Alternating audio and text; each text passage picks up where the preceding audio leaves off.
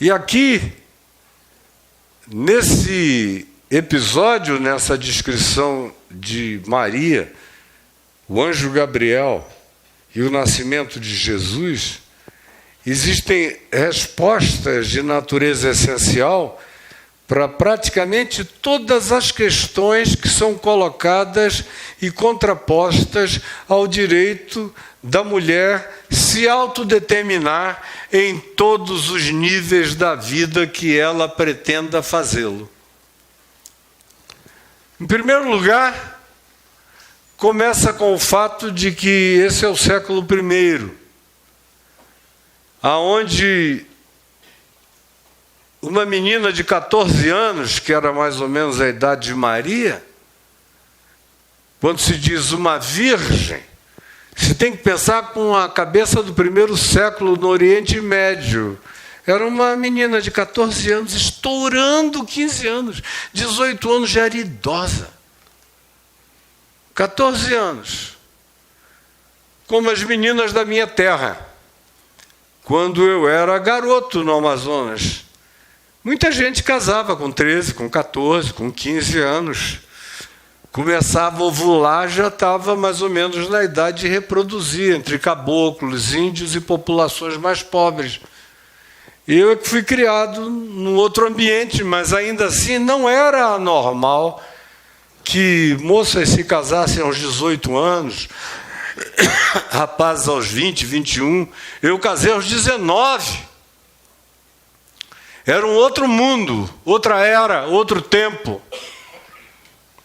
Nos dias de Maria, levem isso 2000 anos atrás para debaixo do escopo daquele judaísmo rigoroso, cheio de observâncias, e imaginem essa situação de aparecer essa menina que de repente se diz que recebeu uma visita, como está aqui em Lucas, no capítulo 1, no verso 26, que recebeu uma visita de um anjo chamado Gabriel, enviado da parte de Deus por uma cidade da Galiléia chamada Nazaré, a essa virgem desposada, prometida, comprometida a se casar com um homem da casa de Davi, cujo nome era José, e a virgem se chamava Maria. Então tem um compromisso, tem um acordo de paz, tem uma relação estabelecida pública e socialmente, eles vão casar, já são um do outro. Naqueles dias isso já configurava um vínculo tão pesado, tão denso, que era praticamente equivalente à consumação do casamento, com todas as implicações que haveria num casamento formalizado no caso de haver traição, adultério.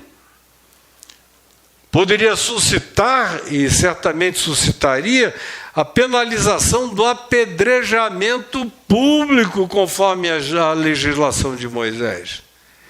E aí, contra a lei de Moisés, contra os costumes do judaísmo, contra o poder da sinagoga, contra a ascendência parental, paterno-materna, contra o fluxo dos dias, do timing histórico daqueles dias, não apenas em Israel, mas até se isso acontecesse num ambiente de uma família romana, contra todos os regulamentos e costumes estabelecidos em qualquer que fosse a categoria moral valorizada. Como uma menina de 14 anos de idade que está prometida publicamente para uma outra pessoa, sem que a pessoa do compromisso dela fosse consultada, sem que ninguém com ela envolvido fosse questionado ou perguntado.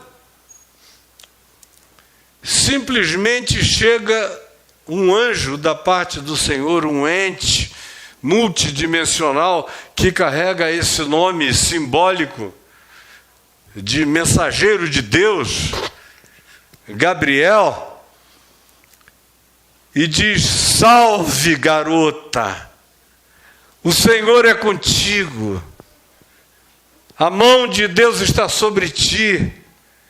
E ela leva um susto, porque não era comum que meninas de 14 anos recebessem de ninguém saudações tão elevadas e tão honoríficas, muito menos de uma pessoa que ela reconhece como carregando traços de manifestação alienígena em relação aos homens comuns que poderiam a ela vir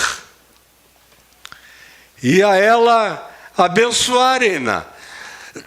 Ela sente que há algo estranho no processo inteiro, e diz o texto que ela parou por um instante a meditar, querendo entender o significado daquelas palavras. Quais as implicações do que eu acabei de ouvir? Ela não tinha ouvido quase nada, exceto uma saudação a ela dirigida. E aí, enquanto o coraçãozinho dela pondera, você vê aqui essa afirmação. Ela pôs-se a pensar no que significaria esta saudação.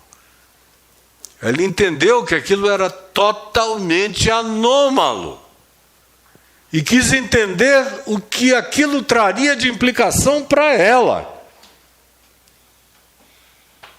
Aí ela pergunta ao ser: como? Se eu não transo com ninguém, se eu sou virgem, ninguém nunca me tocou. E eu sou desposada de um homem que tem o compromisso de só fazer isso quando nós formalizarmos finalmente e definitivamente o nosso compromisso de casamento já pré-estabelecido, mas não consumado. Mas o anjo lhe disse: Maria, não temas. Eu fico imaginando o medo da mulher de ter que encarar coisas dessa natureza, porque é um encaramento alienígena. Chega um ente alienígena com uma conversa alienígena que rompe todos os padrões, que não pede permissão a ninguém, que exalta você numa dimensão que você não poderia nem imaginar que isso pudesse acontecer na idade que ela tinha. E o coração põe-se a pensar: qual o significado disso? E ele olha e vê que o que está batendo forte no coração dela é medo. O que vão fazer comigo? Eu estou sendo exposto a alguma coisa totalmente diferente e nova. É estranho. Mas ele prossegue, não apenas dizendo Maria, chamando-a pelo nome, acalmando-a: Maria, não tenhas medo, porque tu achaste graça diante de Deus. Maria, tu achaste graça diante de Deus, que é o que provavelmente as mulheres do mundo inteiro ainda não tenham conseguido ouvir. A grande maioria delas, na terra toda, nunca ouviram essa expressão. No mundo árabe, na África, na maior parte da América Latina, em tantas culturas patriarcais, machistas, chauvinistas, a dominação do homem, do braço, do músculo, do pênis, da raiva. Você me obedece e eu te mando em ti, da doente propriedade de um outro que não recebeu carta de alforria, nem libertação, até o dia de hoje, praticamente na terra inteira. Isso dá medo. E o anjo diz: não tenhas medo, Maria. E acrescenta dizendo: tu achaste graça diante de Deus. A tua mulher achou graça diante de Deus, a tua filha achou graça diante de Deus. As minhas filhas, as minhas netas acharam graça diante de Deus. A minha mulher achou graça diante de Deus para ser tão livre quanto eu, para se autodeterminar, para fazer as escolhas dela sem medo. É isso que o Evangelho ensina. Paulo diz aos Filipenses: pois em Cristo Jesus não há diferença entre homem e mulher. Todos são um e idênticos. Em Cristo Jesus carregam o mesmo nível de liberdade espiritual em todos os aspectos e em todas as dimensões da vida. Eis que conceberás. Aí começa a ficar mais complexo. Recebeu uma saudação, com aquela exaltação já a deixou com medo, por vir de um ser masculino de proporções, tamanhos, aparência diferente. Era humanamente semelhante e ao mesmo tempo estranhamente dessemelhante, o que deixou-a apavorada.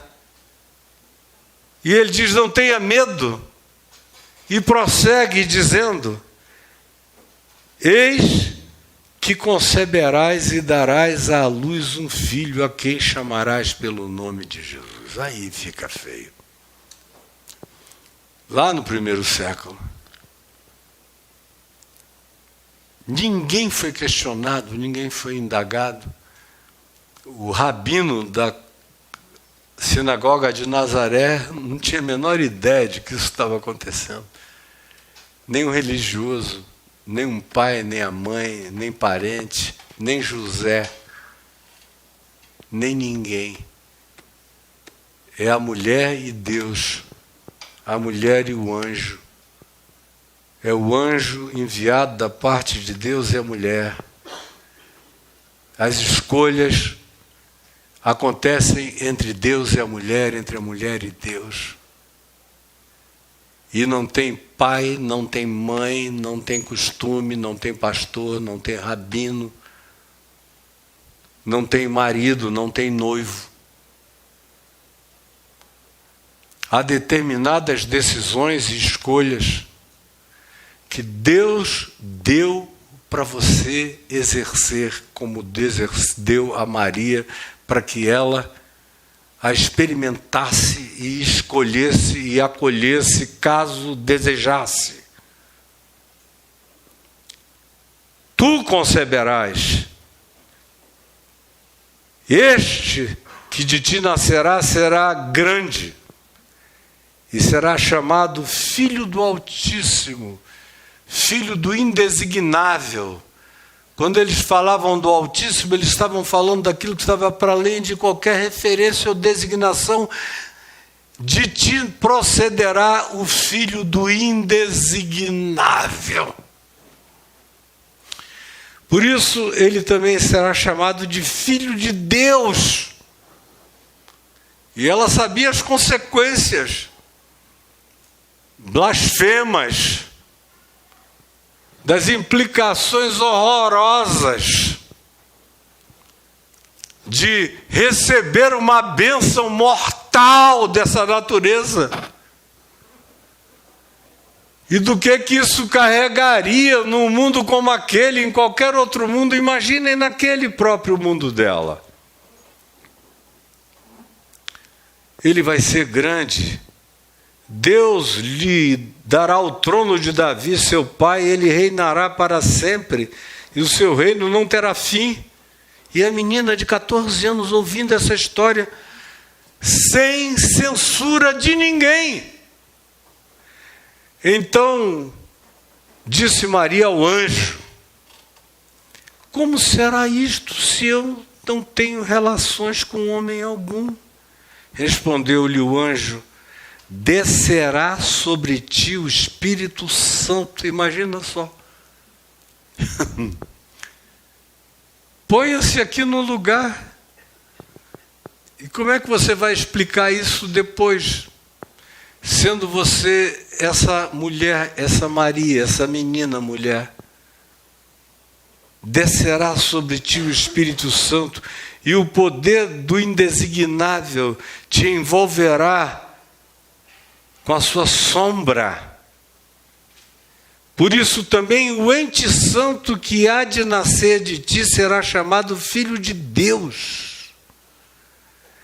Então Maria, ao ouvir essas palavras, o verso 38 diz, ela disse, aqui está a serva do Senhor, que se cumpra em mim conforme a tua palavra. E o anjo do Senhor se ausentou dela. Ela também toma uma decisão sem consultar absolutamente ninguém. Imagina essa menina de 14 anos, lá numa aldeiazinha onde todo mundo conhecia, todo mundo, de tão pequena que era, em Nazaré. Todo mundo ia quase na mesma hora pegar água nas mesmas duas fontes. Todo mundo trocava serviços e relacionamentos, todos eram íntimos. E essa garota carrega essa liberdade que vence o medo, que vence o temor, que aceita o inusitado, o choque do inexplicável, de algo que tem a ver com um ente indesignável, que enviaria seu Espírito eterno e santo, que a cobriria, usando a mesma expressão que designa um homem quando cobre uma mulher na antiguidade ou na Bíblia, que a cobriria com a sua sombra, e ela ficaria grávida do indesignável. E ela chega e diz, eis aqui a serva do Senhor, seja feito comigo conforme a tua vontade. Eu não sei quem é mais doido nessa história toda aqui. Porque é uma história louca, ela desobedece todos os critérios morais, éticos, de costumes, de controle religioso, de respeitabilidade parental, especialmente paterna.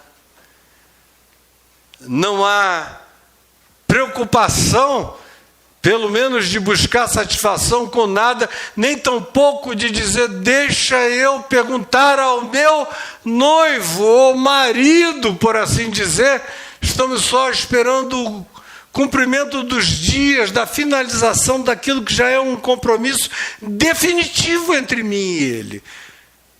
Não. Nem José é perguntado. Entre ela e Deus, ela entende que não existe nenhum intermediário, ninguém para opinar, para se meter no ventre dela, na gestação dela, na fecundação dela, no fruto do ventre dela. E a escolha era dela. As consequências eram dela.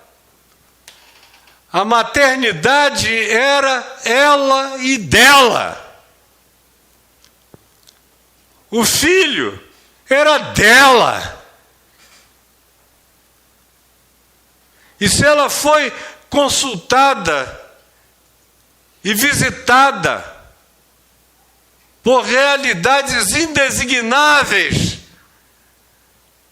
indesignável era o silêncio e indesignável era a liberdade de escolha que cumpria apenas a ela decidir. E ela decide, numa das maiores expressões de liberdade contra tudo e contra todos, e contra todas as formas de controle, de domínio, de cultura, de religião, de sistema, de parentalidade, de controle familiar, de figuras masculinas supostamente superiores e decisivas para determinar os encaminhamentos e as concessões que sejam dadas às mulheres. Tudo isso acaba na encarnação de Deus em Cristo Jesus. Isso tudo é conversa de bandido, querendo saber o que fazer com o ventre da mulher, qual o destino da mulher, o que é permitido à mulher. Tudo isso já está acabado. Ficou consumado quando Deus não fez perguntas nenhuma e engravidou uma virgem de 14 anos de idade. Agora, isso é um choque de um tempo politicamente correto. Já tem gente que acusar Deus, abrir um processo contra Deus por pedofilia celestial, angelical, ou pedofilia da sombra pedofílica do Espírito Santo sobre a Virgem.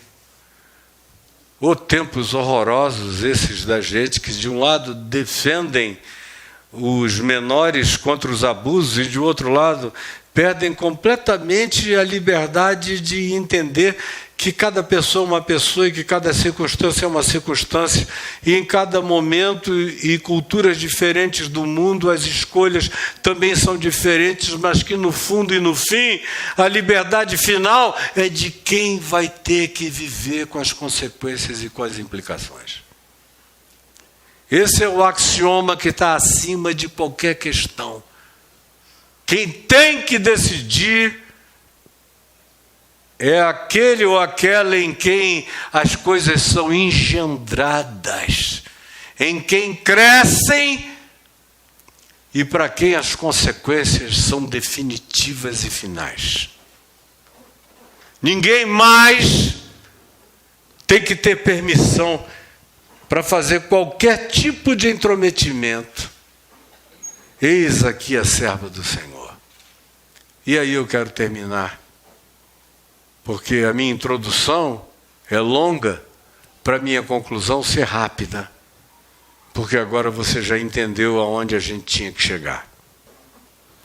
Número 1, o corpo da mulher é a primeira implicação, pertence à mulher. Ela decide para quem ela dá, como ela entrega, como ela oferece. Você pode ter sido criado de uma outra maneira, eu só estou te dizendo, vá brigar com Deus então.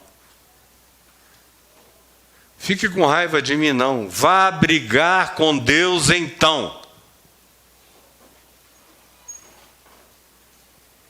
O homem não tem que ter ascensão sobre a definição da liberdade da mulher, sobre o seu próprio corpo, sobre sua própria vida, sobre as suas próprias escolhas. Seja ele um marido, isso é objeto de diálogo, como foi depois, e um diálogo aberto. Em relação a José, quem conta é Mateus, que de repente ele ficou sabendo que ela estava grávida e foi conversar com ela e ouviu essa história. E diz o texto de Mateus, sendo ele homem bom e justo, ele não acreditou. Falou, não dá, né, Maria? Se vem um anjão, aí diz, salve Maria, você é linda, maravilhosa, o Senhor é contigo, você achou graça diante de Deus. A sombra do Altíssimo vai te cobrir, você vai ficar grávida do indesignável. E aí, José, eu não tive outra alternativa diante de tanta fascinação, a não ser dizer, eis-me aqui. E aconteceu. Aí José disse, desculpa, Maria, mas para mim não dá. Eu vou sair da maneira mais digna, mais silenciosa, mais calma. Ninguém vai ver, ninguém vai saber. Eu vou arranjar um pretexto, eu vou fazer a curva. No fim do mundo, não vai recair sobre você. Se acontecer alguma coisa, a culpa é minha. Eu é que te possuí antes da hora e não fui responsável bastante, te abandonei e fui embora. como um canalha, mas a culpa não será tua, porque ele era um homem bom e justo e temente a Deus. Aí ele foi dormir. E o mesmo anjo que falara com Maria entrou no sonho dele. Um ente multidimensional entrou nas dimensões da psique, da mente, do espírito, da subjetividade mais profunda e falou: José, não temas receber Maria como tua mulher, porque o que nela foi gerado é do Espírito Santo. E tu, quando a criança nascer, chamá-lo-ás pelo nome de Jesus, que ele já tinha dito e dado o nome a Maria. Tu, como pai, vai chamá-lo pelo nome de Jesus. E diz outras coisas que enchem o coração de José de uma convicção enorme. Ele fica igualmente grávido da gravidez da mulher. Esse é um homem tão lindo que não precisou subir montanha nenhuma com legendário idiota nenhum. Esse é um homem lindo, justo, bondoso, íntegro, amoroso, não preconceituoso, aberto. Que quando o anjo fala com ele, na subjetividade dele, ele aceita esse testemunho quase impossível que alguém, membro da machosfera, consiga aceitar. E esse cara que está para além das designações entre macho ou chauvinismo ou qualquer outra coisa, ele é apenas um humano como todo humano deveria ser, divinamente belo. Ele crê naquilo que é gestado, engendrado, não no útero, mas no seu coração, e recebe Maria como sua mulher. Porque o direito de escolha sobre o que acontece no corpo da mulher é da mulher. Se o homem quiser fazer parte disso, que tenha uma atitude semelhante à de José. Se quiser, é permitido que você participe, mas tem que ter uma atitude dessa dignidade. É aqui que se separam os homens dos meninos. É José quem faz essa separação. Os demais podem subir o monte com os legendários. Ele gostou. É. Que legal. A mesma coisa incide sobre pai, sobre cultura, sobre religião. Quando é que religião tem o direito de decidir alguma coisa com a qual ninguém na sacristia vai sequer oferecer um peito para amamentar? Eu sou a favor de que qualquer religioso dê a opinião que queira, se levar para casa e cuidar o resto da vida. Do contrário, cala essa tua boca, porque ele dá vontade de botar todos os teus dentes para dentro, seu idiota. O corpo é teu, mulher. A vida é tua. A fala de Deus foi contigo. Não precisa haver nenhuma intermediação masculina para ser validada. A palavra de Deus da minha boca não é mais especial do que na tua. E o que porventura Deus comigo fale não tem nenhum critério de validação superior àquilo que com a minha mulher ele fale.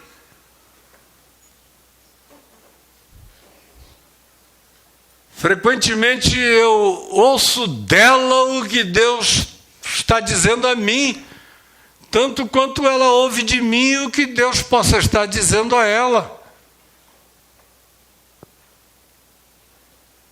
E nós tentamos educar os nossos filhos num mundo e numa família onde Não existe macho, nem fêmea, nem homem, nem mulher, nem escravo, nem liberto, nenhum tipo de acepção ou de designação ou de superioridade ou de hierarquia.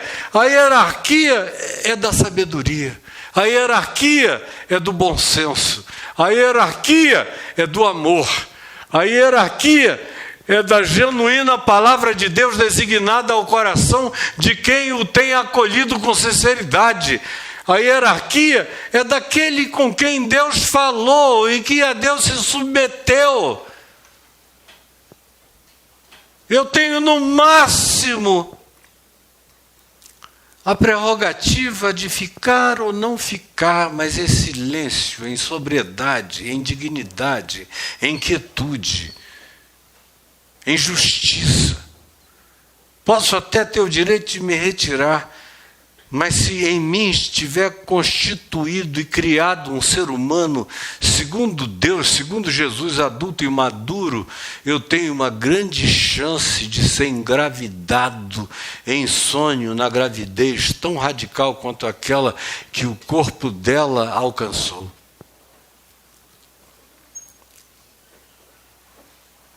Eu teria 5 outras coisas a dizer aqui agora, mas eu prefiro parar nessa aqui exclusivamente. Já é o bastante para um monte de gente pensar, e tem gente aqui que não está preparada para tanto. Tem muita gente aqui que não está preparada nem para isso. A encarnação de Jesus estabelece um princípio transmoral, transético, transcostume, que transcende a toda e qualquer época ou dimensão, e estabelece a relação direta de Deus com quem Ele escolhe. Não tem essa coisa de na sua casa Deus fala primeiro com o homem, depois Ele dá recado para a mulher. Isso é invenção desse pessoal para continuar o estado de controle, de manutenção de mulheres. Eu não sei qual é o agravo nem qual é o problema, porque na minha casa esse é um assunto que não existe e também não existe discussão sobre nada. Todo mundo fala o que pensa e todo mundo acaba concordando com o que é mais sensato, com o que é mais sábio, com o que é mais justo, com o que é mais puro, com o que é mais amoroso, com o que é mais óbvio, com o que é mais humano, com o que é mais neotestamentário, com o que mais se parece com Jesus. É tão óbvio, tão fácil, tão simples. O difícil é viver sobre esses regramentos imbecis que a maioria de vocês aceita como se fosse instituída por Deus, e o Deus que trouxe Cristo Jesus a este mundo violou todas essas regras e não pediu permissão para ninguém. Falou direto com Maria, porque o corpo de Maria pertencia a Maria, e o corpo da mulher pertence à mulher, e o ventre da mulher pertence à mulher, e a gestação da mulher é dela.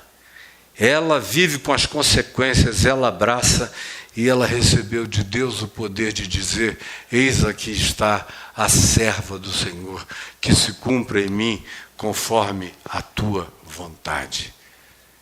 Isso vai de uma decisão tão visceral e uterina quanto essa aqui, e atinge todas as outras dimensões da vida, que depois dessa aqui são todas completamente periféricas, marginais e superficiais.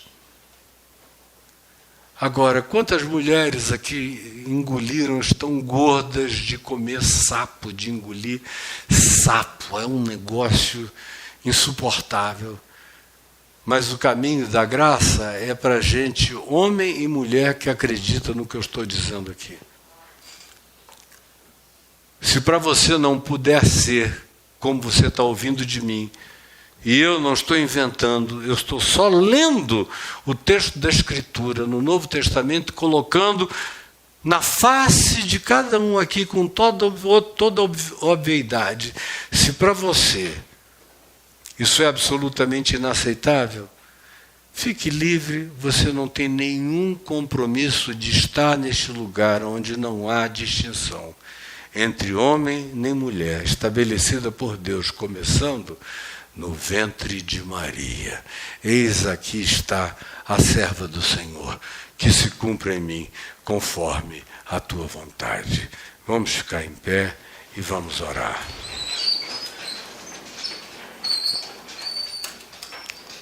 Eu espero que você transfira esse princípio para as suas filhas, para as suas netas. Isso não tem a ver só com gravidez, tem a ver com todas as outras demais implicações da vida. Cada um faz diante de Deus as escolhas que lhe são completamente pertinentes e com as quais somente aquele indivíduo vai viver com as consequências. O que passar disso já é violação ao espírito do Evangelho. Mas eu quero terminar sem dizer a última, mas apenas lendo o que seria a minha última afirmação hoje, a quinta. Comecei por essa: corpo da mulher pertence à mulher. E essa é uma decisão de Deus com ela e dela com Deus e de ninguém mais. A última eu deixo nesta leitura desse capítulo 1, no verso 46, que diz: então disse Maria, a minha alma engrandece ao Senhor, e o meu espírito se alegrou em Deus, meu Salvador, porque contemplou na humildade a sua serva. Aqui no nada, diz Nazaré, pois desde agora todas as gerações me considerarão bem-aventurada, porque o poderoso me fez grandes coisas.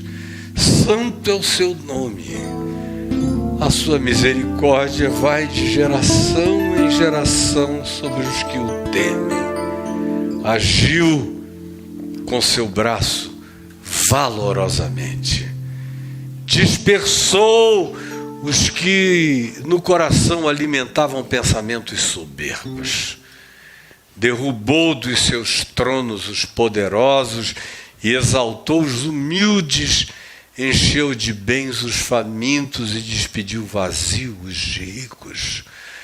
Amparou o seu servo, a fim de lembrar-se da sua misericórdia, misericórdia proferida a Abraão e a sua descendência em fé para sempre. Ora, essa foi a última coisa que Maria disse nessa sequência.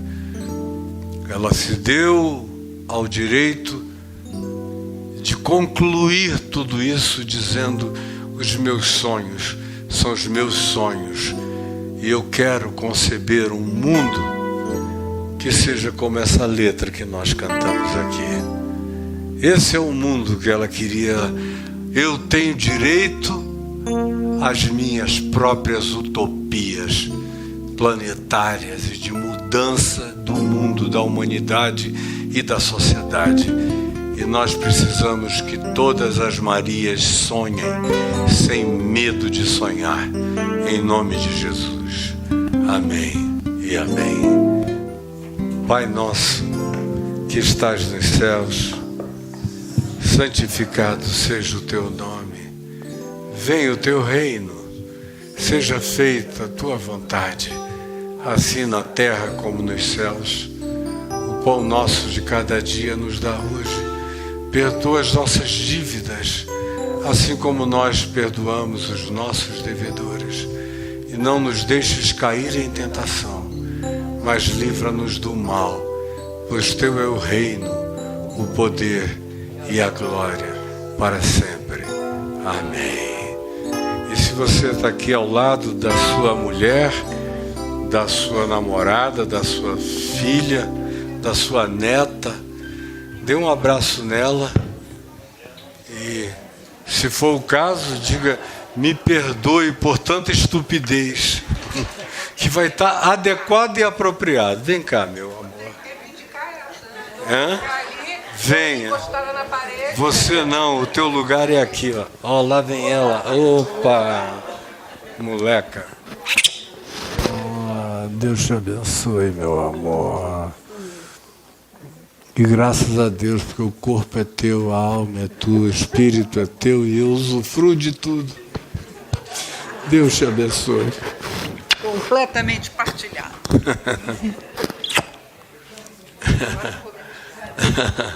Vão na paz do Senhor Jesus. Vão na graça de Deus, em nome de Jesus. Um beijo. Fiquem com Deus. Saudade de todos vocês. Vão em paz, gente boa, gente linda, gente amada.